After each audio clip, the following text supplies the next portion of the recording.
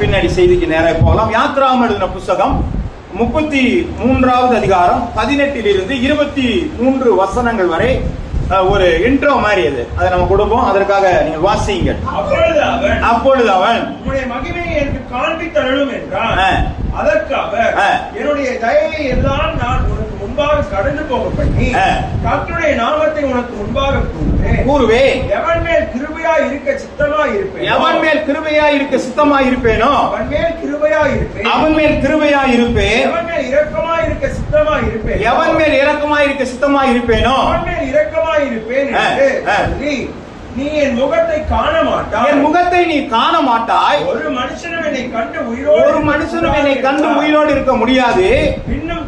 பின்னும் கர்த்தர் இதோ என்னண்டையில் ஒரு இடம் உண்டு, நீ அங்கே கன்மலையில் நில்லு, நீங்க அந்த கன்மலையில நில்லு, என் மகிமை கடந்து போகும் பொழுது அந்த கன்மலையின் வெடிப்பிலே வைத்து நான் கடந்து போக மட்டும் என் கரத்தினால் உன்னை மூடுவேன். பின்பு என் கரத்தை எடுப்பேன், அப்பொழுது என் பின்பக்கத்தை காண்பாய், என் முகமோ காணப்படாது என்றான். இந்த வசனத்தை நம்ம வாசிக்கிறோம்.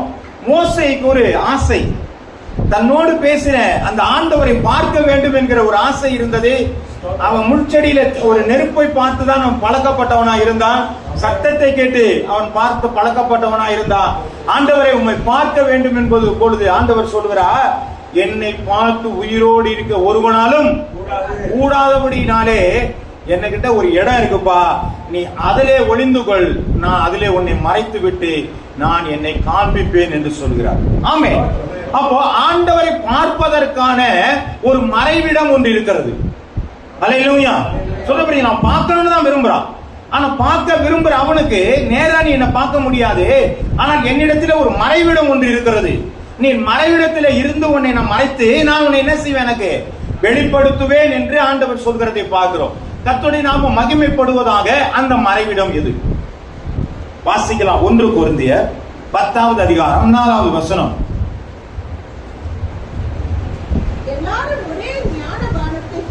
எல்லாரும் ஒரே ஞானபானத்தை குடித்தார்கள். எப்படி எனில் குடித்தார்கள் அந்த கன்மலை. அப்போ கிறிஸ்துவின் மூலமாக தேவனை நாம் என்ன செய்யறாங்க, தரிசிக்கலாம். இதுதாங்க இந்த வேத ரகசியம். அப்போ ஆண்டவரை நம்ம பார்க்க முடியலன்னா எது மூலமா நான் பார்க்கலாம்னு சொன்னா, நான் இயேசு வழியாக நான் ஆண்டவரை என்னால என்ன செய்ய முடியுங்க, பார்க்க முடியும் அப்படிங்கிற ஒரு வேதம் சொல்கிறதை நாம பார்க்கிறோம். அப்போ பிதாவை நம்ம பார்க்க முடியுமானா, அவர் பார்க்க முடியாதபடிக்கு ஏன் மாறினார் என்று சொல்லி பார்க்கும் பொழுது வேதத்திலே அந்த உண்மை நமக்கு தெரிய ஆரம்பிக்கிறது. இப்ப அந்த காரியத்தை பார்த்து நாம் தியானிக்கும் பொழுது ஏன் ஆண்டவர் பார்க்க முடியாதபடிக்கு தடை செய்யப்பட்டவராக இருக்கிறார்? நம்ம தலைகளை தாழ்த்தி இந்த வேளை ஜெபிப்போம். பரிசுத்தமுள்ள எங்க நல்ல ஆண்டவரே, இந்த நல்ல வேளைக்காய் மொத்த நாங்கள் நன்றி செலுத்துகிறோம். உம்மை காணக்கூடாதபடிக்கு ஆண்டவரே தடையான காரியங்கள் இன்னதென்று சொல்லி நாங்கள் ஆராய்ந்து பார்க்க ஆண்டவரே எங்களுக்கு உதவி செய்வீராக. ஆண்டவரே அது எங்களுடைய இருதயத்தில் விதைக்கப்பட, அது நல்ல பலன் கொடுக்க ஆண்டவரே நாங்கள் வேதத்தின்படி கீழ்ப்படிய எங்களுக்கு உதவி செய்யும். பரிசுத்த ஆவியானவர் புரிந்து கொள்ள ஆண்டவரே எங்களுடைய இருதயத்தை பக்குவப்படுத்தும். மீட்பர் இயேசுவின் நாமத்தில் ஜெபிக்கிறேன் நல்ல பிதாவே, ஆமென். சரி, இப்போ ஒரு வேத வசனத்தை வாசிக்கலாம். எபிரேயருக்கு எழுதின புஸ்தகம் 6வது அதிகாரம் 4 to 6 வசனங்கள் வரை. ஏனெனில்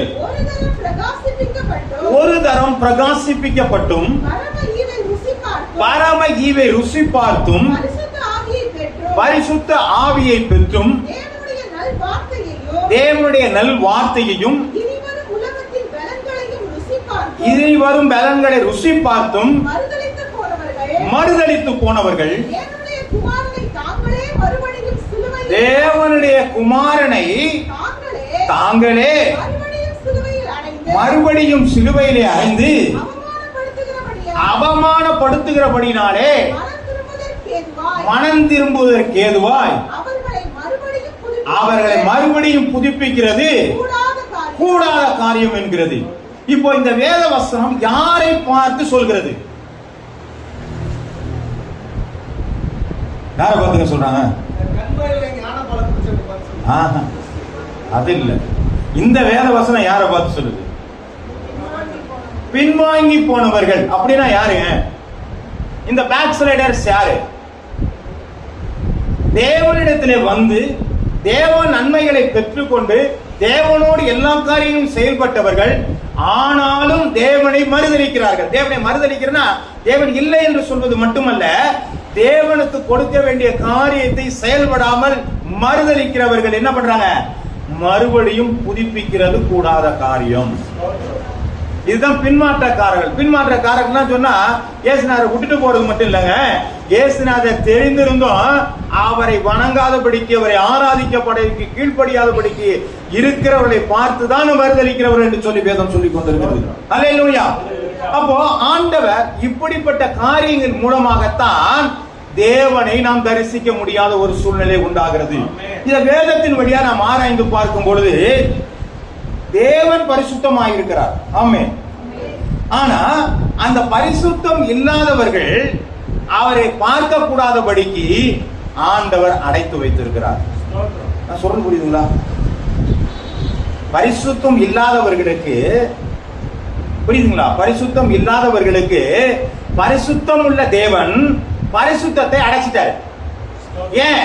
நீ பரிசுத்தம் இல்ல, அதனால நீ பரிசுத்தத்தை என்ன பண்ண முடியாது? போக முடியாது, பார்க்க முடியாது. தேவன் பரிசுத்தர், நீ பரிசுத்தம் இல்லை, ஆகவே பரிசுத்தர் என்ன பண்ண முடியாது? பார்க்க முடியாது. வாசிக்கலாம். ஆதியாகமம் புத்தகம் 3வது அதிகாரம் 24வது வசனம்.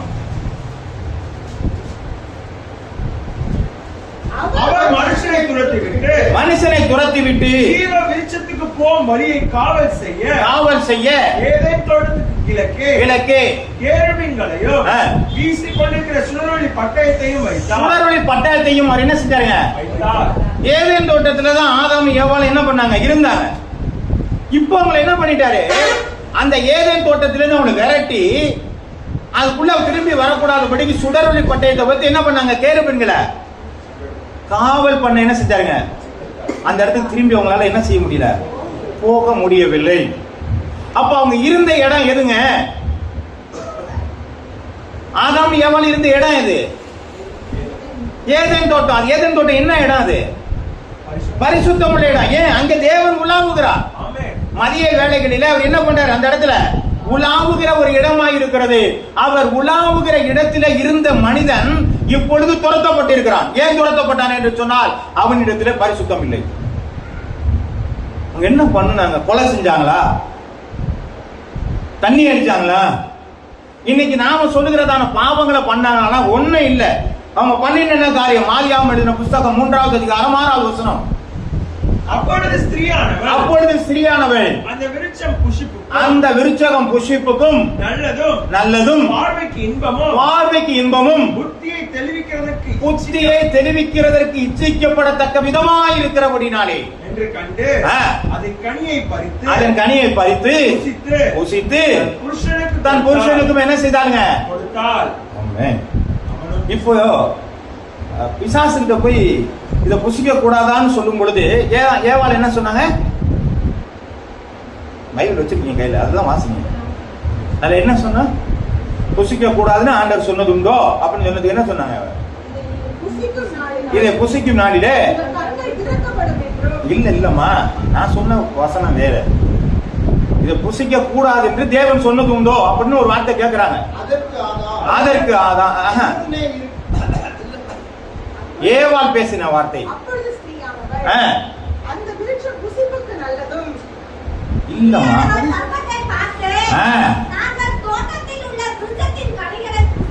புசிக்கலாம், ஆனாலும்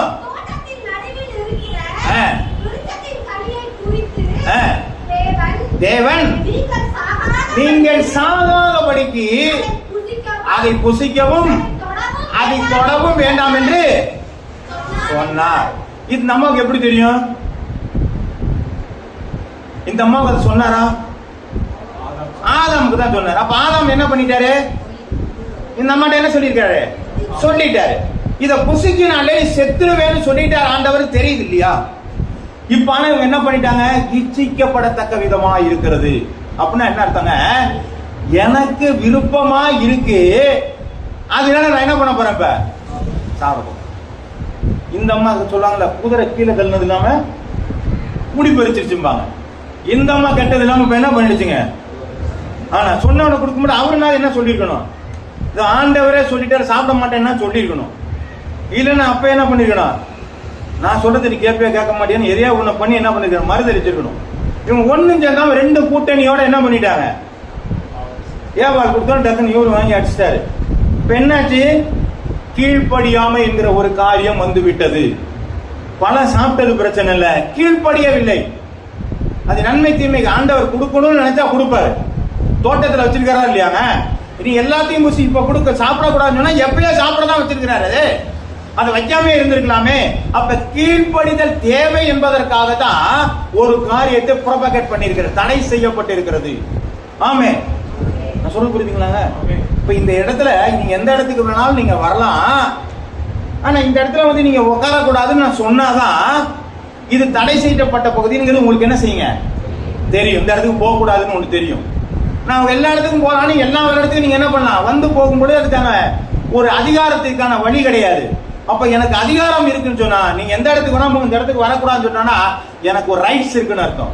அது போல தேவனுக்கு ஒரு ரைட்ஸ் இருந்துச்சு, இதை சாப்பிடாதாங்கிறத எனக்கு கீழ்ப்படுகிறையா இல்லையா என்பதற்காகத்தான் அந்த ரைட்ஸ் கொடுத்திருந்தாரு. ஆனா அவங்க என்ன பண்ணிட்டாங்க, சாப்பிட்டாங்க. அப்ப கீழ்ப்படியாமை அவர்களுக்குள்ளே வரும் பொழுது பரிசுத்த குறை உண்டானபடினாலே அவர்கள் இருந்த கதவை ஆண்டவர் அடைத்தார். அல்லேலூயா.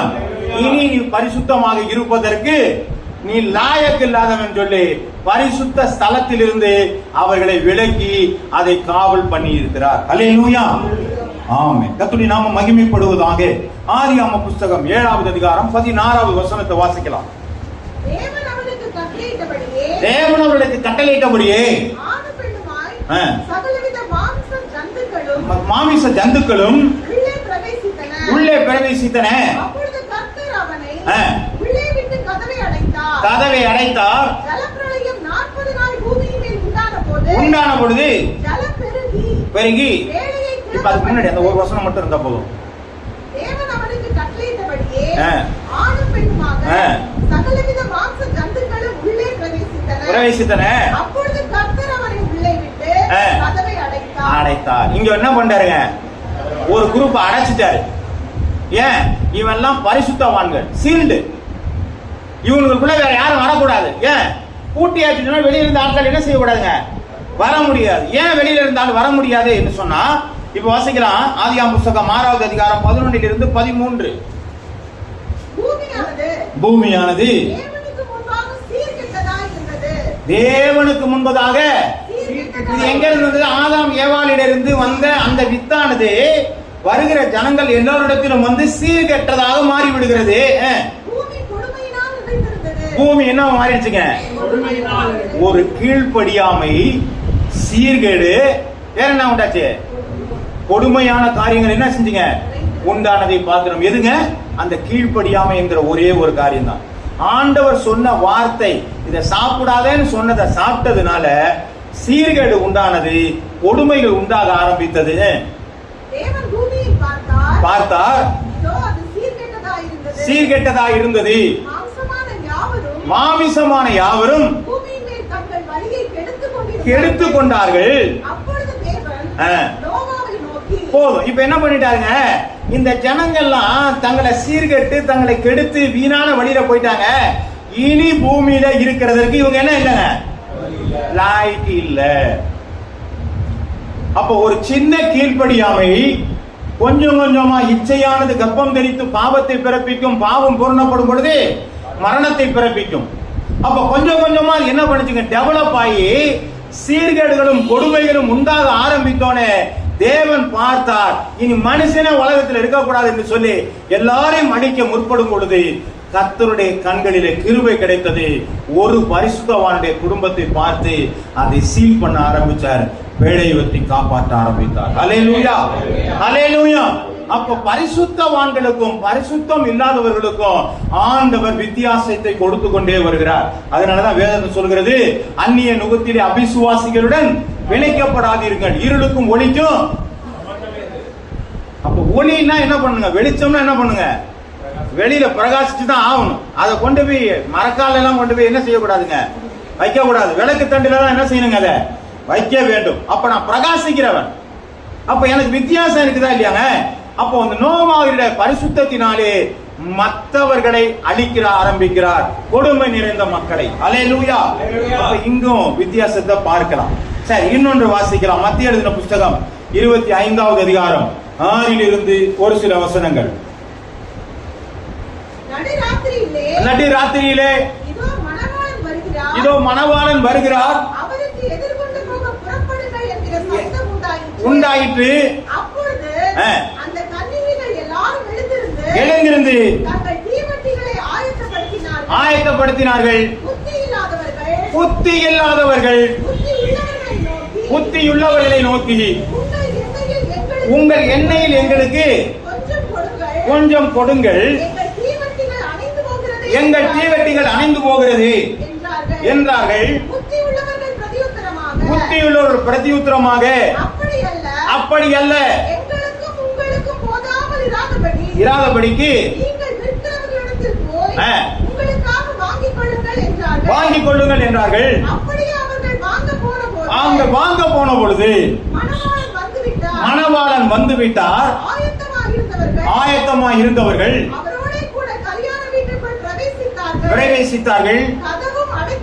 கதவும் அடைக்கப்பட்டது. அல்லேலூயா.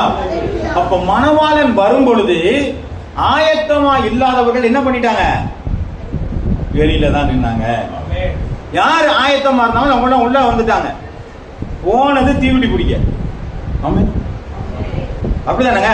தீவட்டி பிடிக்க தான் போனாங்க. அப்ப தீவட்டியும் பிடிச்சிட்டு எண்ணெய் எடுத்துட்டு போனோமா வேணாமா? இப்ப இவங்க 5 பேர்ட்ட என்ன இருந்துச்சு? எண்ணெய் இல்ல. அப்ப இவங்க என்ன பண்றாங்க? நல்லா எல்லாரும் தூங்கியாச்சு. மணவாளன் வருகிறார்னோட தான் இப்ப எதை தேடுறோங்க? எண்ணெயை தேடிட்டு திரியும். அப்ப அந்த எண்ணெயை தேடினா இல்ல. எனக்கு கொஞ்சம் கொடு. என்ன எனக்கு தீர்ந்து போச்சுன்னா நானும் வெளியில வர்ற மாதிரி இருக்கு. அதனால என்ன பண்றேன்? ஏன் வேலை பாதிக்கும். அதனால நீ போய் கடையில போய் வாங்கிக்க. அப்ப என்ன பண்ணாங்க? கடைக்கு போகும் பொழுது மணவாளன் வந்து விட்டார். அல்லேலூயா.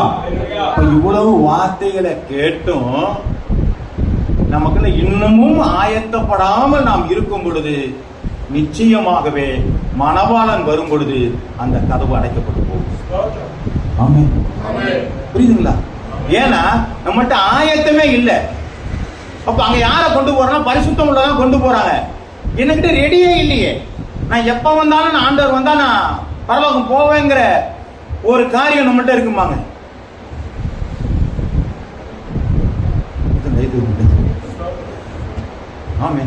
கொஞ்சம் டவுட்லாம் இருக்கிறோம். இல்லையே, நான் எப்படிங்க வர்றது? என் பிள்ளைங்க எல்லாம் சின்ன பிள்ளைங்களா, என் பிள்ளைங்கெல்லாம் ஒரு கல்யாணம் பண்ணணும்.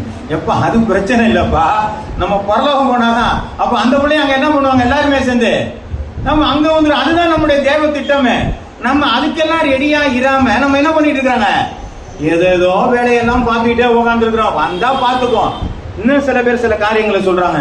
இந்த கடைசியா செத்த கல்லன் இருக்கான்ல, நல்ல கல்லன், அவனுக்கு நல்ல கல்லன். அந்த நல்ல கல்லன் என்ன பண்ணாரு? சாவும் போல என்ன பண்ணாரு? ஆண்டவர்கிட்ட கேட்டானே, ஆண்டவர் இன்று என்னோடு கூட, ஆமா இன்னும் என்னோட கூட பதிச்சிருப்பான். கேட்டோன்னே உடனே கொடுத்துட்டாராம். அவன் சொன்னான், மன வருந்தி சொல்றான். என்ன சொன்னாங்க? நான் எனக்கு இந்த சிலுவை தேவைதான், ஆனா இவர் என்னப்பா பண்ணாரு அப்படின்னு சொல்லிட்டு, ஆண்டவரே உம்முடைய ராஜ்யத்துக்கு வரும்போது என்னையும் கொஞ்சம் நினைவு கொண்டு ஒரு மன உருக்கத்தோட, ஒரு மனம் திரும்புவதோட தான் என்ன பண்ணாங்க? பேசணும். நானும் அது போல இருப்பேன். அப்பெல்லாம் எல்லாம் திட்டுவாங்களா? உன்னவங்க திருடாங்களான்னு கேட்கிறேன். அவன் திருடன். அதனால அவனுக்கு கடைசியா ஒரு ரட்சிப்பு கிடைச்சிருச்சு. நம்மகிட்ட பேசுறான் பாத்தீங்கன்னா, அந்த கடைசி கல்லனுக்கு ஆண்டவர் வச்சுட்டால அது மாதிரி நான் சாவ போறேன். அந்த ஆண்டவர் வருகிற போய் கேட்டா நான் வந்துருவேன். இப்ப நீ திருடனா தான் இருக்கணும். அப்ப போய் வாங்க முடியாது. அதுதான் சொல்றாங்க, ஆயத்தம் இல்லாதவர்கள் தேவ ராஜ்யத்திற்குள்ளாக பிரவேசிக்க முடியாது.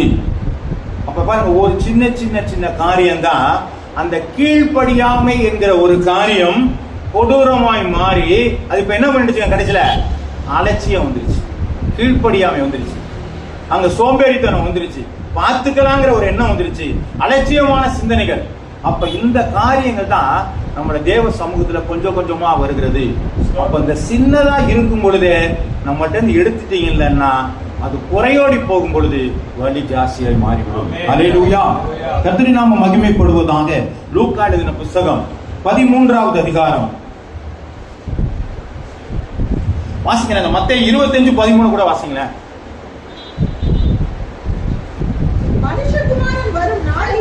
மனுஷகுமாரன் வரும் நாளையாவது நீங்கள் அறியாதிருக்கிறபடியினாலே விழித்திருங்கள். இதுதான் சொல்றாரு. எப்ப வரான்னு தெரியல, எப்ப வந்தாலும் என்ன பண்ணுங்க? ஆமா, விழித்திருங்கள். ஆமே. நான் சொல்றது நல்லா கவனிச்சுக்கங்க. நாம் ஒரு கிறிஸ்தவனா இருக்கிறதுக்கான ஒரே ஒரு காரணம், ஆண்டவருடைய அந்த அழைப்பில நம்ம பரலோகம் போயிருவோங்கிறதுக்காக நம்ம கிறிஸ்தவங்களா இருக்கிறோமே தவிர வேற எதுக்கு கிறிஸ்தவம் இல்ல. எல்லாருக்கும் ஒரு கடவுள் இருக்காதுன்னா நமக்கு ஒரு கடவுள் இருக்கு இல்ல. நமக்கு பாவத்துல ஒரு மரணம் இருக்கு, நரகம் வந்துடும், அந்த நரகத்துக்கு போக கூடாதுங்கிறதுக்கான தான் கிறிஸ்தவத்தை ஏற்றிருக்கிறோம்.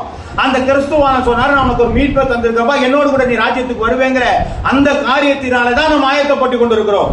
அந்த ஆயத்தப்படாம நம்ம இருந்திருந்தோமானா நீங்க விழித்திருங்க, இல்லைன்னா கைவிட்டப்படுற நிலை தான் நமக்கு என்ன செய்யுங்க வந்துடும். கதவு அடைச்சாச்சுன்னா என்ன செய்ய முடியாதுங்க, போகவே முடியாது. அல்லேலூயா, அல்லேலூயா. ஒரு நாள் கோயம்புத்தூர் போகணும், ட்ரெயின் ஏறினேன். அதுல இருந்து ட்ரெயின் ஏறதை மறந்துட்டேன். இனிமே ட்ரெயின்லேயே போகக்கூடாதுன்னு வந்துட்டேன். 5:15 நம்ம ஒரு ட்ரெயின், சதாப்தி ஒரு ட்ரெயின் ஒன்று இருக்கு. 5:15 5:20 ஒரு ட்ரெயின் இருக்கு. அதுக்கு போகணும்னு டிக்கெட் புக் பண்ணியாச்சு. நான் எங்கள் வீட்டிலேருந்து 3 மணிக்கு கிளம்புனேன். எத்தனை மணிக்கு? ஆமாம், 5 மணிக்கு 5:15 ட்ரெயினுக்கு 3 மணிக்கா நான் கரெக்டான போய் நேரத்துக்கணும். போய் சென்ட்ரல் பஸ் ஸ்டாண்டில் ஏறி தேடி கண்டுபிடிச்சி அங்கே போனால் ஒரு 1/2 மணி நேரத்துக்கு முன்னாடி போயிருந்தேன். அந்த லேட்டு 20 நிமிஷம் லேட்டு. புரியுதுங்களா? நான் உக்காந்து நின்று காலெல்லாம் வடிகண்டு போய் உக்காந்து அதுக்கப்புறம் தான் என்ன பண்ணாங்க, அந்த ட்ரெயினில் ஏறி 9 மணிக்கு போகணும். பாருங்க, ஒரு ட்ரெயின் 5:15 எனக்கு டைம் தெரியுது. அந்த ட்ரெயினுக்கு போறதுக்கே நான் இவ்வளவு ஆயத்தப்பட வேண்டியிருக்கேன். ஆண்டவர் வருகை எப்போன்னே தெரியல, அதுக்கு நான் எப்படி ஆயத்தப்படுவேன்? ஆமே, அல்லேலூயா. அதுக்கு போகல என்ன பண்ணுங்க, ட்ரெயின் போயிடும். அதனால என்ன பண்றான், ஒரு 1/2 மணி நேரம் ஒரு 1/4 மணி நேரம் முன்னாடி போயின்னு அந்த இடத்துல நின்றுட்டு, எந்த இடத்துல அந்த ட்ரெயின் கோச் வருது அதெல்லாம் நம்பரை பார்த்துட்டு அங்க போய் நிக்கணும். இல்லைன்னா என்ன பண்ணணுங்க, உளுந்தடிச்சு ஓடணும். எங்க இருக்க கோச்சிங்கிறது அதை தேடி ஓடணும். அப்ப இதுக்கெல்லாம் நம்ம பார்த்து ரெடியாயெல்லாம் வச்சிருக்கிறோம். இதுக்கெல்லாம் ஆயத்தப்படும் பொழுது ஏன் ஆண்டவர் வருகைக்கு ஆயத்தப்பட மாட்டேங்கிறோம்? பிள்ளைகளை பள்ளிக்கூடத்தில் சேர்க்கும் பொழுது என்ன பண்றாங்க, அந்த ஸ்கூல் எது, அது நல்லா இருக்குமா, இது நல்லா இருக்காதா, இந்த டீச்சர் நல்லவங்களா இருப்பாங்களா, அந்த பிரின்சிபல் யார், இவ்வளவெல்லாம் விசாரிச்சுட்டு தான் உடைய பிள்ளைகள் என்ன பண்றாங்க. இதுக்கெல்லாம் போய் ஒரு காரியத்தை செய்யறோம். ஒரு வேலைக்கு ஒரு இடத்துல போகும்போது இதுக்கு சம்பளம் உண்டா, ப்ரொமோஷன் உண்டா, இது வேற எங்கேயாவது டிரான்ஸ்பர் கொடுப்பாங்களா, நல்லா வச்சுக்குவாங்க, இவ்வளவு காரியம் நம்மளாம் கேட்டு ஒவ்வொன்றையும் ஆயத்தப்படுறோமே. தேவன் வருகையிலே நாம் இன்னும் ஆயத்தப்படவில்லை என்று சொன்னால் நம்மளை காட்டிலும் பரிதவிக்கக்கூடிய ஆள் வேற ஆள் இல்லை. அப்ப என்னைக்கு நான் வந்தாலும் அடுத்த 1 மணி நேரத்தை ஆண்டவரை ஓகே நான் ரெடி கிளம்பலாங்கிற அளவுல நம்ம நின்றுட்டு இருந்தோம்னா அது போதுமானது. ஆமே.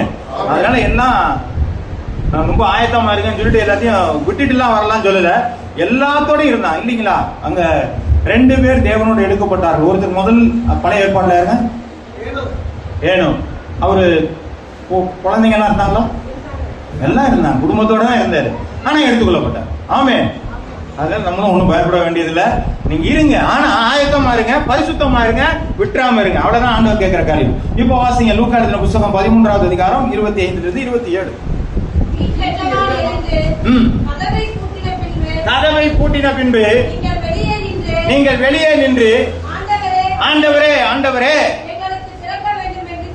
எனக்கு திறக்க வேண்டும் என்று சொல்லி கதவை தட்டும் பொழுது அவர் பிரதியுத்தரமாக நீங்கள் எவ்விடத்தாரோ உங்கள் அரியன் என்று உங்களுக்கு சொல்லுவார்.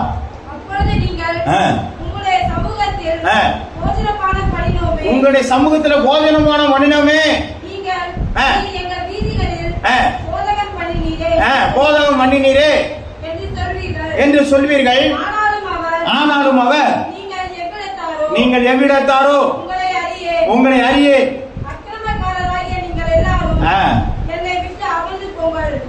அப்ப என்ன சொன்னா, பூட்டியாச்சு கதவு. இப்ப வெளியில நின்று ஒரு குரூப் கத்துது. என்ன கத்துறாங்க, கதவை தரங்க ஆண்டவரை. நீ யாருப்பா நீ? ஆண்டவர் என்ன தெரியல, உன்னோட கம்யூனியன்லாம் நாங்க என்ன பண்ணோம், சபையில கம்யூனியன்லாம், ஆமா கம்யூனியன்லாம் நான் எடுத்தேன், எங்க வீட்டு வாசல்லாம் வந்து பிரசங்கம் பண்ணீங்களே அப்படின்னு அவர் வந்து பிரசங்கம் பண்ண போதகர்னால வந்து என்ன பண்ணிருப்பாரு, ஆமா உங்களுடைய வசனம் எங்க வீட்டுக்கு வாசலுக்கெல்லாம் வந்துச்சே, எங்களுக்கு தெரியலையே ஆண்டவரே. என்ன தெரியாதுப்பா, அப்போ நம்முடைய வாழ்க்கையில இந்த கீழ்ப்படியாம என்கிற அந்த ஆரம்பத்தில் இருந்த காரியம் நம்மளை விட்டு போகாதபடிக்கு அந்த ஜென்ம காரியம் நம்மளை என்ன பண்ணுதுங்க, தவறுக்குள்ளாகவே கொண்டு போய் கொண்டே இருக்கிறது. நான் சொல்றது புரியுதுங்களா இல்லையாங்க? கொஞ்சம் கொஞ்சமா நம்மளை எப்படா தள்ளலாம்னு சொல்லிட்டு இருக்கு. அதனாலதான் இந்த ரோமர்ல பாக்குறோம், நான் செய்ய நினைத்து செய்யக்கூடாதபடிக்கு அவனுக்குள்ள என்ன இருக்குதுங்க, ஒரு பாவ பிரமாணம் இருந்துகிட்டே இருக்குன்னு சொல்லிக்கிட்டே இருக்கிறாங்க. அதனால அது எனக்குள்ளே இருக்குது. அது எப்ப பார்த்தாலும் அது என்ன பாவத்துக்குள்ளே தூண்டிக்கிட்டே இருக்குது. நான் ஆண்டவரை விட்டு விலகும்படியாக, பரிசுத்தத்தை காணக்கூடாதபடிக்கு ஒரு தடையை அது உண்டாக்கி கொண்டே இருக்கிறது. அப்ப நான் கீழ்ப்படிஞ்சேன்னா என்னுடைய வாழ்க்கை மாற முடியும். அதுதான் சொல்றாரு ஆண்டவர் இயேசு கிறிஸ்து எப்படிப்பட்டவரா, இந்த பரிசுத்தம் இல்லாதவர்களை பார்த்து, இந்த கீழ்ப்படியாதவர்களை பார்த்து ஆண்டவர் சொல்றாரு, பரிசுத்தத்துக்கு வாங்கப்பா. நான் சொல்றது புரியுதுங்களா? ஆண்டவர் என்ன செய்யறாருங்க, பரிசுத்தம் இல்லாதவர்களுக்கு பரிசுத்தத்தை அடைச்சிடுறாரு. இயேசு கிறிஸ்து என்ன பண்றாருங்க, பரிசுத்தம் இல்லாதவர்களை பார்த்து பரிசுத்தத்துக்கு வாங்கன்னு சொல்லி அவர் என்ன பண்றாருங்க, நமக்கு அழைக்கிறாரு. இப்ப பிரச்சனை எங்க இருக்குன்னு பார்ப்போம். முதல்ல நம்ம என்ன பண்ணிட்டோம், கீழ்ப்படியாதனால நம்ம ஆண்டவர் விட்டு தூரமா வந்துட்டோம். இப்ப வாசிங்க, வெளிப்படுத்தல் 3வது அதிகாரம் 20வது வசனம். இதோ வாசற்படியிலே நின்று கதவை தட்டுகிறேன். ஒருவனின் சத்தத்தை கேட்டு கதவை திறந்தால் அவனிடத்தில் நான் பிரவேசித்து அவனோடு போஜனம் பண்ணுவேன், அவனும் என்னோடு கூட போஜனம் பண்ணுவான். இப்ப ஆண்டவர் எங்க நிக்கிறாரு, வாசப்பல்ல. யாருக்கு சொல்லிருக்கு,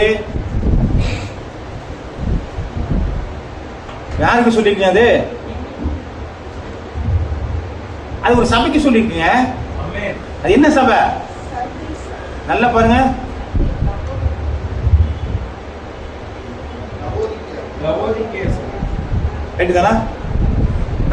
அப்ப ஒரு சபையை பார்த்து சொல்றாங்கன்னு சொன்னா, சபைக்கு வெளியே நின்றுதான் என்ன பண்றாரு, இப்ப கதவை தட்டிட்டு, எப்பா எனக்கா திறப்பியாப்பா. ஆண்டவரே நீ யாரு, நீ எல்லாம் உள்ள வரணும், நாங்க பாட்டுக்கு ஆராதிச்சுட்டு இருக்கோம், தொந்தரவு பண்ணாங்க, டோன்ட் டிஸ்டர்ப் மீ. இப்ப வெளியில யாரை நிக்க வச்சாச்சுங்க, ஆண்டவர் நிக்க. ஒரு சின்ன ஒரு காரியத்தை சொல்ல விரும்புறேன். ஒரு நீங்கிற ஒருவர் என்ன பண்ணிருக்கிறார், ஆண்டவர் ஆராதிக்கணும்னு சொல்லி ஒரு வெள்ளைக்காரர்கள் ஆராதிக்கிற ஒரு ஸ்தலத்துக்கு போயிருக்கிறார். அது சம்பவம் அல்ல, ஒரு உதாரணத்துக்கு தான் சொல்றாங்க. அதை வெள்ளைக்காரர்களும் கருப்பர்களுக்கு எப்போது என்ன இருக்குங்க, நிற வேற்றுமை உண்டு. வெள்ளைக்காரன் சொல்லிட்டான் வராதப்பான்ட்டான், இந்த வாரம் வராதேன்ட்டாங்க. அவன் அடுத்த வாரம் போயிருக்கிறான், அடுத்த வாரமும் வராதேன்ட்டாங்க. 3வது வாரம் போட்டா 3வது வாரம் வரான்ட்டாங்க. இப்படி ஒவ்வொரு வாரம் போகும்போது வராதன்னு அங்க பக்கத்துல இருக்க ஒரு மரத்தடியில வந்து உட்காந்துட்டு ரொம்ப கஷ்டமா உட்காந்துக்கிட்டே இருந்தாங்க. பக்கத்துல வந்து உட்காந்துட்டு, என்ன தம்பி உனக்கு வேணும் அப்படின்னா, இல்லைங்க நான் ஆண்டவரை ஆராதிக்கிறதுக்காக அந்த சபைக்கு போலான்னு பார்த்தேன், ஆனா இந்த சபையில உள்ளவங்க என்ன சொல்லிட்டாங்க, நீ சபைக்கு வராதேன்னு சொல்லிட்டாங்க, அதனால போக முடியாம கஷ்டப்பட்டு உட்கார்ந்துருக்கேன். இவரும் சொல்றான், இவரு சொன்னாரா, நானும் அப்படிதான்ப்பா இங்க உட்கார்ந்துருக்கேன். நீங்க யாருங்கன்னா, இவங்க ஆராதிக்கிறாங்கல்ல அந்த இயேசு நான் தான், அவரையே உள்ள விட, இயேசுவே உள்ள விடாம ஆராய்ச்சிட்டு உட்கார்ந்துருக்கிறோம். இப்ப அதுதான் இந்த இடத்துல சொல்லுது, கதவை தட்டிட்டு வெளியில நிக்கிறாருங்க, வெல்கம் வாங்க ஆண்டவரே உள்ள, பரிசுத்த ஆவியானவர் உள்ள வாங்க. அந்த வந்தோன்னு அந்த ஆவியில நிறைஞ்சு நாம ஜெபம் பண்ண முடியாதபடிக்கு இன்னும் இயேசுவை நான் வெளியில நிறுத்தி கொண்டிருக்கிறோம். ஆமென். அப்ப தடை செய்கிறேன் யாருங்க, நாம தான் தடை செய்யறோம். அப்ப நம்ம அங்கிருந்து உள்ள வந்ததுக்கு அப்புறம் நமக்கு வீட்டு எண்ணங்கள் எப்படி வரலாம், வீட்டுல என்ன நடக்குதுன்னு நினைத்து வைக்கலாம். நான் முடிஞ்சது போனதுக்கு அப்புறம் என்ன பண்ணலாம் யோசிக்கலாம். நான் கொடுத்திருக்க 2 மணி நேரம் ஆண்டவருடைய வேற எதையுமே நான் சிந்திக்க மாட்டேன். நான் ஆண்டவரை மட்டுமே நீங்கள் சிந்திப்பீர்கள், ஆனால் உங்களுக்குள்ளே ஆண்டவர் வருவார். அதனால சொல்றான், ஒரு மனுஷன் அங்க உள்ள நின்று சொல்றான், ஆண்டவரே நான் பாவியான மனுஷன் சொல்லும்போது அவன்கிட்ட போய் நின்னாருங்க. வந்தா பண்ணிட்டு ஒருத்தர் தான், கிட்ட கூட போக மாட்டேன் அவன் அல்ல. அப்போ ஆண்டவர் இந்த சபையை பார்த்து சொல்றாரு, இவன் எனக்கு உள்ள விட மாட்டேங்கிறான், வெளியில நின்று தட்டிட்டு இருக்கேன், ஏன்டா திறக்க மாட்டேங்கிறீங்க, நீ திறந்து நான் உள்ள வந்துருவோம்ப்பா, நீங்க நானும் சமமா உட்காந்து போஜனம் பண்ணுவோம், உனக்கும் எனக்கும் ஒரு நல்ல உறவு இருக்குன்னு சொல்றாரு. உறவை கொண்டாடாதபடிக்கு இன்னைக்கு திருச்சபைகள் அவரை வெளியே கொண்டு போய் வைத்துக் கொண்டு இருக்கிறது. திருச்சபைனா கட்டடம் கிடையாது, எல்லாமே திருச்சபை மக்கள். அப்படின்னா நீங்க உங்களை மட்டும் விடல, என்னையும் சேர்த்தே சொல்றேன், போதவரும் சேர்ந்தானே திருச்சபை மக்கள். அப்ப திருச்சபை மக்கள் இன்னைக்கு என்ன பண்றாங்க, இயேசுவே உள்ள விடாத அளவுக்கு வெளியில கொண்டு போய் நிறுத்தி வச்சிருக்காங்க. நாங்க தான், எங்க அனுபவம் தான், எங்க பெருமை தான், எங்க காரியம் தான் நடக்கணும், ஆண்டவரெல்லாம் அப்புறம் பார்த்துக்கலாம். வாசிக்கலாம். வெளிப்படுத்தல் 3வது அதிகாரம் 21வது வசனம். நான் ஜெயம் கொண்டு பிதாவுடைய சிங்காசனத்தில் அவரோட கூட உட்கார்ந்தது போல ஜெயம் கொள்கிறவன் எவனோ அவனும் என்னுடைய சிங்காசனத்தில் என்னோட கூட உட்காரும்படிக்கு அருள் செய்வேன். எனக்கு திறந்தினா நீ என்னோட கூட பிதாவோட வந்து உட்கார்றதுக்காக தான் அவனை கூப்பிட்டு இருக்கிற, நீ வர மாட்டேன்னு நிக்கிறியான்னு கேக்குறாரு. இப்ப ஆமென் ஹல்லேலூயா.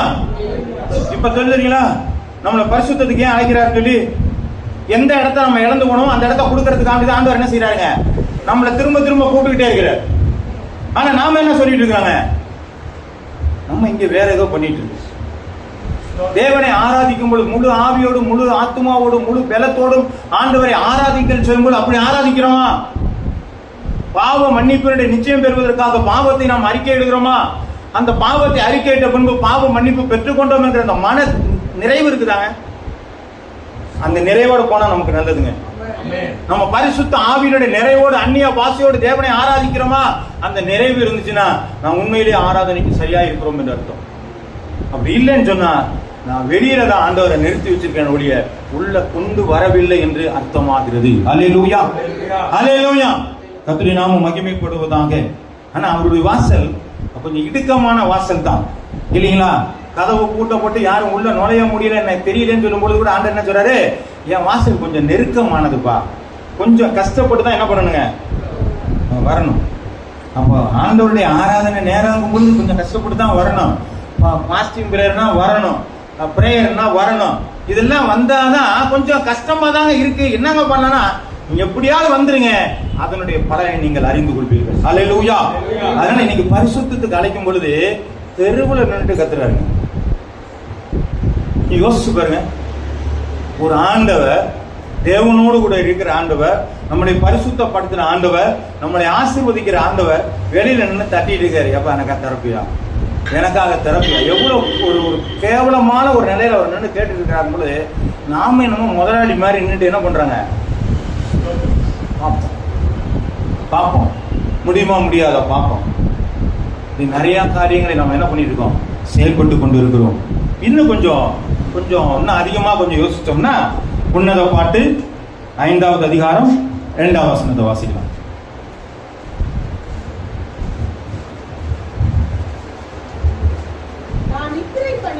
நான் நித்திரை பண்ணினேன், என் இதயமோ விழித்திருந்தது, கதவை தட்டுகிற என் நேசரை சத்தத்தை கேட்டேன். என் சகோதரியே, என் பிரியமே, என் புறாவே, என் முத்தமியே, கதவை திற, என் தலை பனியினாலும் நனைந்திருக்கிறது என்று இந்த பாருங்க. வாசல் நின்றுட்டு மணவாட்டியை பார்த்துட்டு மணவாளன் என்ன பண்றாருங்க, என்ன பண்றாரு? இந்த புத்தகத்தை நான் படிக்க மாட்டான். இதுக்கு பேர் என்னங்க, பாட்டுகளுக்கெல்லாம் மேலான பாட்டு, உன்னத பாட்டு இல்லைங்க. அது கொஞ்சம் சரியில்லாம இருக்கு இல்லைங்க. அது ஆண்டவருடைய அன்பை பத்தி சொல்ற பாட்டு, உன்னதமான பாட்டு. சரி, புரிந்து கொள்கிறவர்கள் புரிந்து கொள்ள முடியும். சரி, அப்ப என்ன சொல்றாரு பாருங்க, எவ்வளவு நேசமா தன்னுடைய மனவாட்டியை பார்த்து சொல்றாரு, உத்தமியே, என் புறாவே, என் பிரியமே. நம்மளை பார்த்து அப்படிதான் ஆண்டவர் கூப்பிட்டு இருக்கிறாரு. என்னங்க அத்தனை கூப்பிடுவாரு? அவர் மனவாளன் தானே, நம்ம மனவாட்டி தானே. இப்ப நம்மளை பார்த்து என்ன கூப்பிடுவாருங்க, கண்ணே, மணியே, பொண்ணு, அப்படி என்னங்க யார் கூப்பிட்டது என்னங்க, நம்மளா சொல்லிக்க வேண்டியதுதான். நம்ம நேசமா சில நிக் நேம் நான் வச்சு கூட என்ன செஞ்சுக்குவாங்க, கூட்டுக்க மாட்டோமாங்க, கூட்டு பழக்கப்படும். நம்மளாம் ஒண்ணும் இல்லைன்னா சொல்ல முடியாது, எல்லாம் அதுக்குள்ள வந்தாளுங்க தான். அப்ப என்ன பண்றாங்க, அவர் எப்படி கூப்பிடுறாரு, உத்தமியே, என் மனவாட்டியே, என் புறாவே.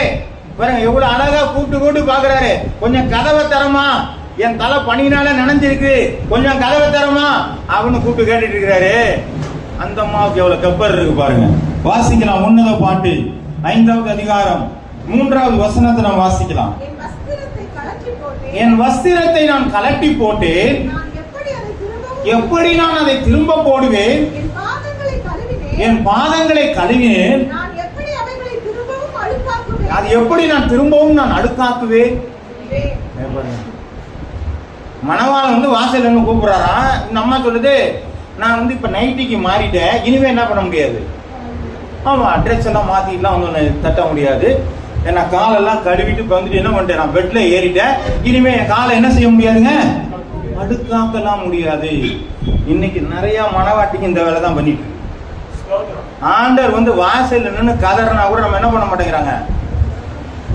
எனக்கு நிறைய வேலை இருக்குது, எனக்கு எனக்கு ஒரு மாதிரி இருக்குது, எனக்கு கஷ்டமா இருக்குது இல்லைங்களா, இப்படி ஏதாவது ஒரு காரணத்தை சொல்லி நம்ம என்ன பண்றாங்க, ஆண்டவரை துரத்தி விட தான் நம்ம பார்த்துட்டு இருக்கிறாங்க. நம்முடைய பலவீனங்கள், நம்முடைய சோர்வுகள், நம்முடைய வசதிகளை கண்டு நாம் ஆண்டவரை கவனிக்க மறந்து விடுகிறோம். எவ்வளவு காரியம் பாருங்க. அந்த அம்மாவுக்கு எவ்வளவு போய் தேட போகும்போது பார்த்தா என்ன பண்ணிட்டாருங்க, அவரு மணவாளன் போயிட்டாரு. அப்படிதான் நீங்க நம்ம முட்டுட்டோம்னு சொன்னோம்னா போயிட்டாருன்னா அதுக்கப்புறம் பிடிக்க முடியாது அவரை. அப்ப ஆண்டவர் எவ்வளவு, இயேசுநாதர் எவ்வளவு இரக்கம் மிகுந்தவராக வந்து நமக்காக பரிசுத்தத்தை கொண்டு வருவதற்காக நம்ம இடத்துல இறங்கி பேசிட்டு இருக்கிறார். நான் சொல்ல புரியுதுங்களா? அவர் ஒரு கடவுளுங்க. மனித ரூபம் எடுத்தாரு, அடிப்பட்டாரு, உதப்பட்டாரு, குத்துயிர் முளையுமா சாகடிச்சு ரத்தமே இல்லாத அளவுக்கு கொண்டு உயிர் தெளிந்து நம்முடைய பாவத்துக்காக நம்மளோட மரணத்திலிருந்து விடுதலாக முடியாது இவ்வளவு காரியத்தை அவர் செஞ்சுட்டு நம்மளை வந்து கதவை தட்டிட்டு, மனவாட்டியே கதவை தரமா, புறாவே கதவை தரமா, நான் உங்க வீட்டுல வரணும், உன் உள்ள பிரசி என்னோட போஜனம் பண்ணணும், இப்படிதான் ஆண்டவர் கேட்டுட்டு இருக்கும் பொழுது அவர் ரொம்ப மலிவா நம்ம மாத்திட்டோம். இயேசுநாதர் கொடுக்க வேண்டிய அந்த ஆனரை நம்ம கொடுக்கல. அவர் என்னமோ வீட்டு வேலைக்கார மாதிரி நம்ம பயன்படுத்திட்டு, இயேசுவே அதை தருவீராம், இயேசுவே அதை தருவீராம், இயேசுவே நீ அப்புறம் வர அப்படின்னு சொல்லிட்டு அவர் என்ன பண்றாங்க.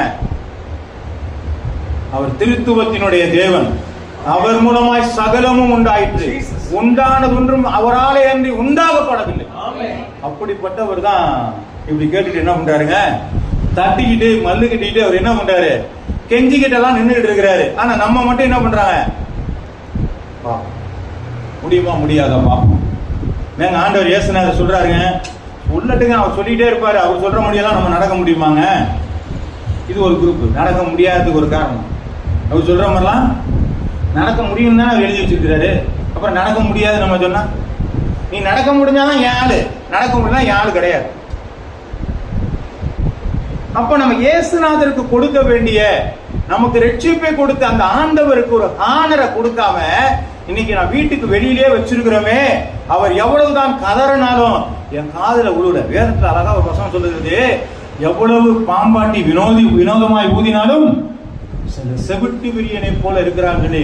நீ எவ்வளவுதான் ஆண்டவர் கத்துனாலும் கதறினாலும் பாய் டச்சுக்கு வர்றதோட விட்டுரு, கம்யூனியன் சர்வீஸ் எடுக்கிறதோட விட்டுரு, சும்மா பிரேயருக்கு வர்றதோட விட்டுரு, காணிக்க வேணுமா காணிக்கையோட விட்டுரு.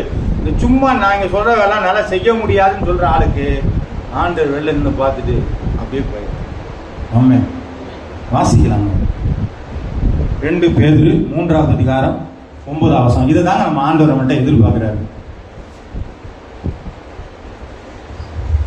தாமதிக்கிறார் என்று சிலர் எண்ணுகிறபடி, தாமதிக்கிறார் என்று எண்ணுகிறபடி கர்த்தர் தமது வாக்குத்தத்தத்தை குறித்து தாமதமாயிராமல் ஒருவரும் கெட்டு போகாமல் எல்லாரும் மனம் திரும்பணுங்கிறதுக்காகத்தான் நீடிய பொறுமையா இருக்கிறாரா.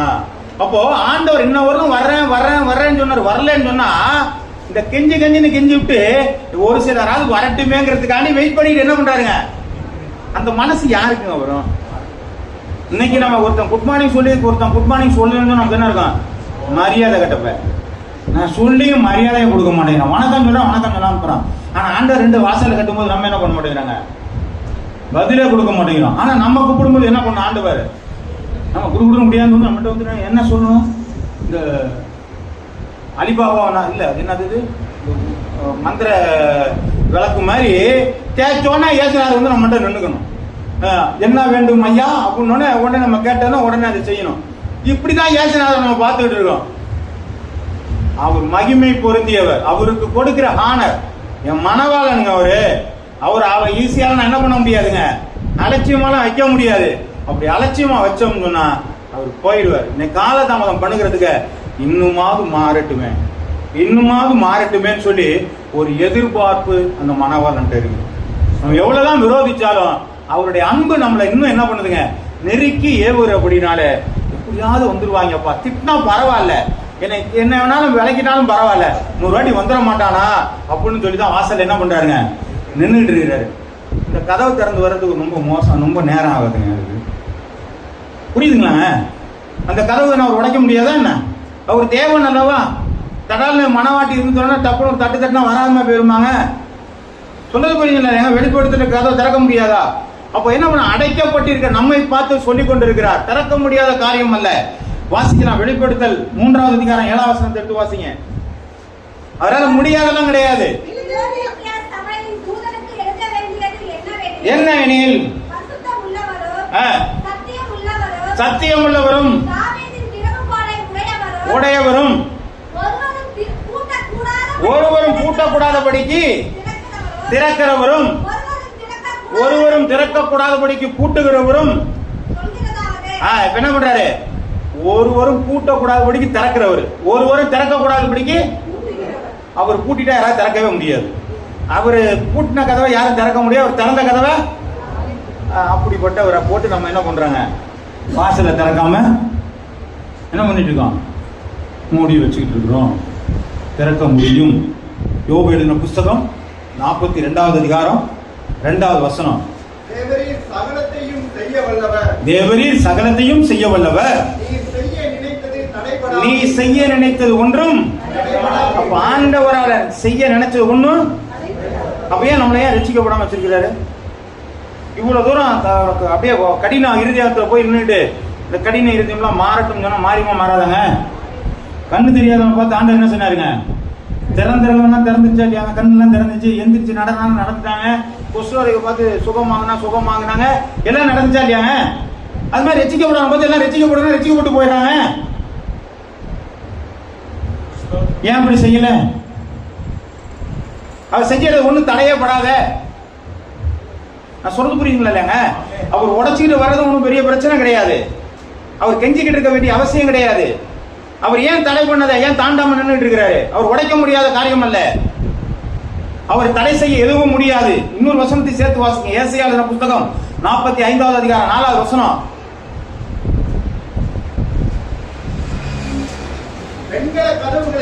வெண்கல கதவுகளை உடைத்து இருப்பு தாழ்பாளை முறித்து அந்தகாரத்தில் இருக்கிற பொக்கிஷங்களையும் புதையல்களையும் உனக்கு கொடுப்பேன். அப்ப என்ன பண்ற, வெண்கல கதவுல என்ன பண்றாங்க? ஆமா, வெண்கல கதவுல உடைக்கிறவரு. கதவை பூட்டி வச்சுட்டோம் சொல்றதுக்காண்டி அவர் என்ன பண்ற, உடைக்க முடியாத இல்ல. அப்ப ஏன் இந்த கதவை உடைக்காம வச்சிருக்கிறாரு? ஏன் இவ்வளவு தூரம் சாத்திட்டு நம்ம மல்லு கட்டும் போது ஏன் வெளியில நின்று கத்திட்டு இருக்கிறாரு? ஏங்க ஏதாவது சொல்ல முடியுமா? ஏன்னு சொல்ல முடியுமா? எதையாவது சொல்லி பாருங்க. நான் சொல்லுங்க, புரியுது சார். பரிசுத்தம் இல்லாதவர்கள் பரிசுத்தத்துக்குள் போக முடியாதபடிக்கு ஆண்டவர் தடை செய்து விட்டார்.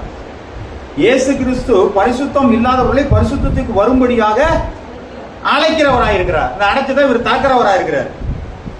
ஆனா அவரு திறக்கிறதுக்கு பதிலாக நம்ம திறக்கக்கூடாதபடிக்கு நம்ம தான் என்ன பண்ணிருக்கோம், நிறைய தடைகளை என்ன பண்ணிருக்கோம், தடை பண்ணிக்கிட்டே இருக்கிறோம். ஆனா அந்த தடையை உடைக்கிறதுக்கு ஆண்டவருக்கு பெரிய காரியமும் இல்லை. ஆனாலும் அதை செய்யாம இருக்கிறார். காரணம்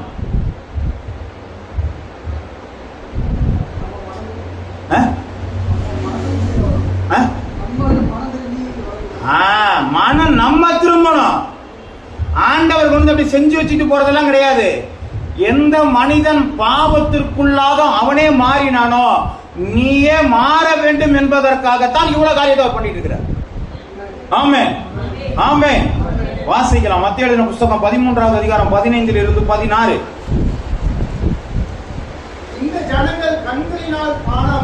இந்த ஜனங்கள் கண்களினால் காணாமலும் காதுகளினால் கேளாமலும்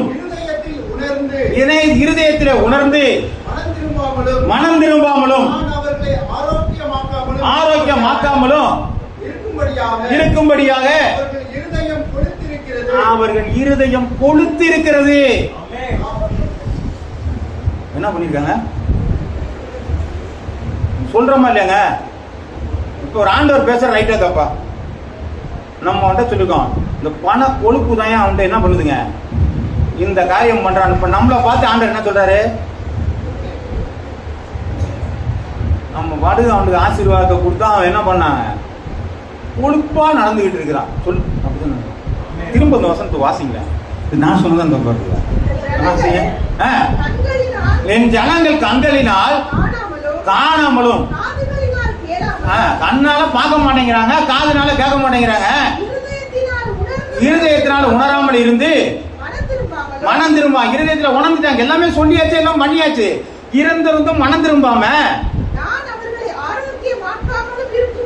நான் ஆரோக்கியமாக்கும்படி இருக்கும்படிக்கு அவர்கள் இருதயம் கொழுப்பா மாறிடுச்சு. ஒரு நாள் ஹார்ட் அட்டாக் வந்துடும்.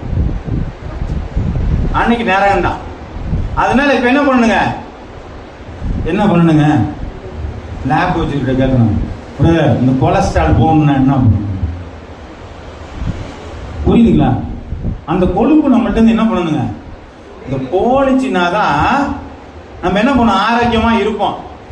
இந்த கொழுப்பு நம்மள்ட்ட இருக்கிற இன்னைக்கு நான் வசதி வாய்ப்பு இருக்கு, எனக்கு எந்த பிரச்சனையும் இல்லைங்க. எனக்கு நல்ல வேலை, கையில் 50,000 ரூபாய் சம்பளம் இருக்கு, நல்ல வீடு இருக்கு, நல்ல மனைவி பிள்ளைங்க இருக்கிறாங்க, நல்ல கார் இருக்கு, சொகுசா எங்க வேணாலும் போயிட்டு எல்லாம் ஆண்டவரெல்லாம் அப்புறம் பார்த்துக்கலாம், ஒன்றும் பிரச்சனை இல்லை. நேரத்துக்கு போவோம், நேரம் சாப்பிடும், ஜாலியா எடுத்துட்டு போவாங்க. இது அல்ல வாழ்க்கை. இதெல்லாம் தெரிஞ்சுக்கணும். இந்த மாதிரி பண்ணவனை பார்த்து ஆண்டவர் சொல்றாரு, அவன் சுகபோகமாய் வாழ்கிறவன் உயிரோட செத்தவன். ஆண்டவருடைய பார்வையில் எப்படி இருக்கு? நம்ம சுகமா இருக்க நம்ம நினைச்சிட்டு இருக்கிறோம். ஆண்டவர் பார்த்து உயிரோட செத்தவன்டா, நான் இல்லாத ஒரு வாழ்க்கை உனக்கு ஒரு வாழ்க்கையான்னு ஆண்டவர் கேட்கிறாரு. இப்ப இந்த கொழுப்பு நம்மள்ட்ட இருக்கிறதுனாலதான் ஆண்டவரை நம்ம கவலைப்படவே மாட்டேங்கிறோம். அவர் வந்தா வராரு, வராட்டினா போறாரு. இப்ப என்ன மோசமா போகுது. ஒரு நாளைக்கு கூப்பிட்டா வந்து என்ன பண்ண மாட்டாரு நமக்கு? நம்ம சபையெல்லாம் சேர்ந்து ஜோம் பண்ணா இருக்கு இல்லையா? எல்லாம் சேர்ந்து ஜோம் பண்ணா ஒரு வசனத்தை கோச்சிக்காதீங்க. ஒரு வசனத்தை நான் சொல்லிடுறேன். சமாதானத்தை போய் நீங்க சொல்லுங்க. சமாதானத்துக்கு பாத்திரவானா இருந்தால் அந்த சமாதானம் உங்களுக்கு போகுமா? இல்லைன்னா என்ன பண்ணுங்க? அப்ப என்ன பண்ணுங்க? இப்படி எல்லாம் நம்ம நினைச்சு கற்பனை எல்லாம் நீங்க பண்ணிக்காதீங்க. நம்மள்ட்ட இருக்கிற ஆண்டவரே, எந்த கொழுப்பு இருக்கு ஆண்டவரே, இந்த உலக வாழ்க்கை என்கிட்ட நிறைய மேன்மை கொடுத்ததுனால அவனை கவனிக்காம விட்டுட்டேன், தயவு செய்து ஒரு மனுஷன். அடுத்து அப்படியே வாசிக்க தொடர்ந்து 16. எங்கள் கண்கள் காண்கிறதுனாலும் 16 வாசிங்க.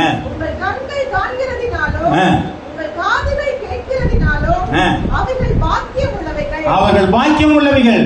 நீங்க இப்ப கண்ணுனால காட்டு இந்த வசனத்துல நீங்க கேட்டுட்டீங்களே, இப்ப நீங்க எல்லாம் யாருங்க? நம்ம எல்லாம் பாக்கியம் வாங்கலாங்க. ஆகா, என்ன நடக்குது நம்ம என்ன பண்ணிட்டோம்? தெரிஞ்சுக்கிட்டோமே. இப்ப நம்ம எல்லாம் யாருங்க? பாக்கியவான்கள். எங்க சறுக்கிருச்சு நமக்கு தெரிஞ்சிருச்சு. எங்க சறுக்கிருச்சுன்னு நம்ம தெரிஞ்சிருக்கு. இனிமே அந்த இடத்துல என்ன பண்ணுவோம்? கா வைக்கப்படுது, கரெக்டா வச்சுக்கணும். இதைதான் இந்த வேதம் சொல்லுது. ஹல்லேலூயா. அப்ப ஆண்டவர் பரிசுத்தம் உள்ளவைகளை பரிசுத்தம் உள்ளவர்களுக்கு கொடுக்க வேண்டும் என்றுதான் ஆண்டவர் தீர்மானிக்கிறார். அதனாலதான் சொல்றாரு, நான் பரிசுத்தர், ஆகவே நீங்கள் பரிசுத்தராயிருங்கள். ஏன்னா அவர் சமூகத்துக்கு போன நானும் பரிசுத்தமா இருந்தான் ஆண்டவர் விரும்புகிறவராய் இருக்கிறார். ஆகவே இந்த வசனத்தின்படியாக நம்மை ஆண்டவர் ஆசீர்வதிப்பாராக. நமக்கு எத்தனையோ இடர்பாடுகள் வரலாங்க, எத்தனையோ வாழ்க்கையில மேன்மை வந்துடலாம்.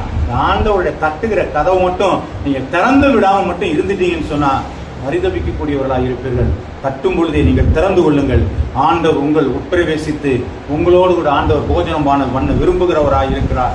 அவர் உத்தமியே, என் மனவாட்டியே, என் புறாவே என்று சொல்லி அவர் கூப்பிடுகிற சத்தத்தை நீங்கள் கேட்கிறவர்கள் பாக்கியவான்கள். அல்லேலூயா, அல்லேலூயா. தலை தாழ்த்தி ஜெபமா. பரிசுத்தம் உள்ளவரே, நல்ல வேளைக்காய்